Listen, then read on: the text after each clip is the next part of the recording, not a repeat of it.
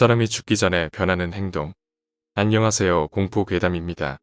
오늘은 어떤 교통사고에 관한 이야기를 해보겠습니다. 그럼 이야기 시작하겠습니다. 2007년쯤에 미국의 한인타운에서 교통사고가 일어났습니다. 음주운전으로 인한 교통사고로 어느 한국 학생이 사망한 것입니다.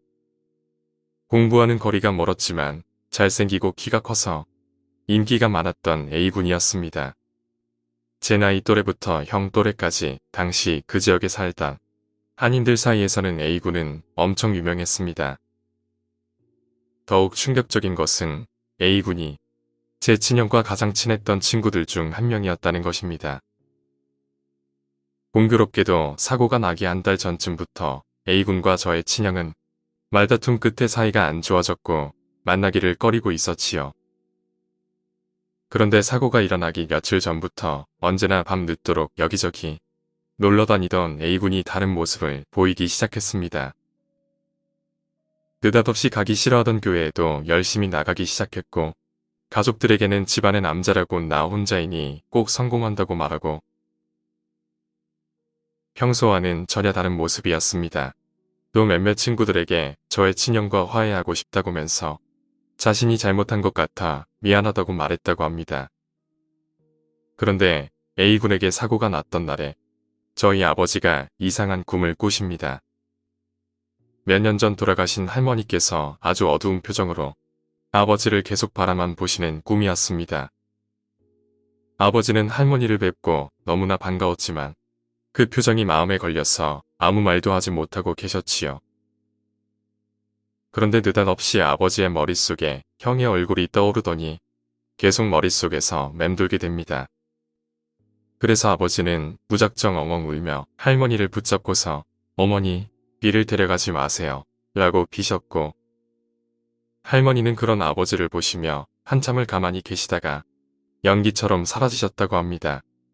아버지는 눈물의 베개가 흠뻑 젖은 채로 소스라치며 잠에서 깨어나셨고, 다시 잠에 들지 못하시고 뒤척이시던 도중에 형이 집에 들어와 안방문을 열고 아버지께 다가왔습니다. 아버지는 황급히 무슨 일이냐고 다그치셨습니다. 형은 아버지, A군이 죽었대요 라고 말했습니다.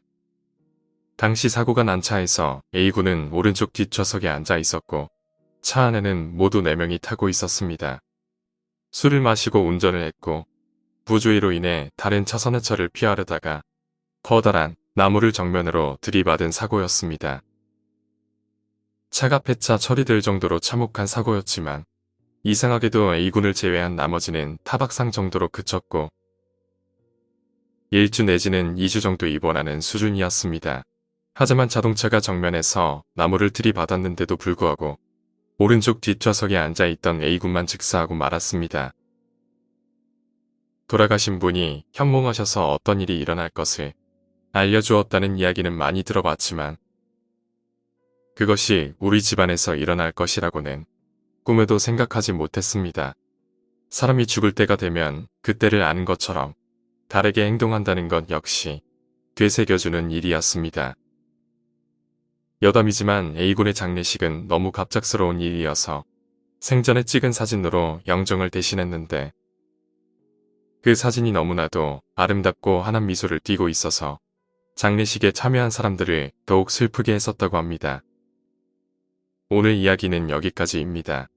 재수가 없을 때는 뒤로 넘어져도 코가 깨진다는 말이 있습니다. 작은 교통사고여도 사람이 사망할 수 있기에 여러분도 항상 조심하시길 바랍니다. 오늘 이야기가 재미있으셨다면 구독과 좋아요 부탁드립니다. 감사합니다.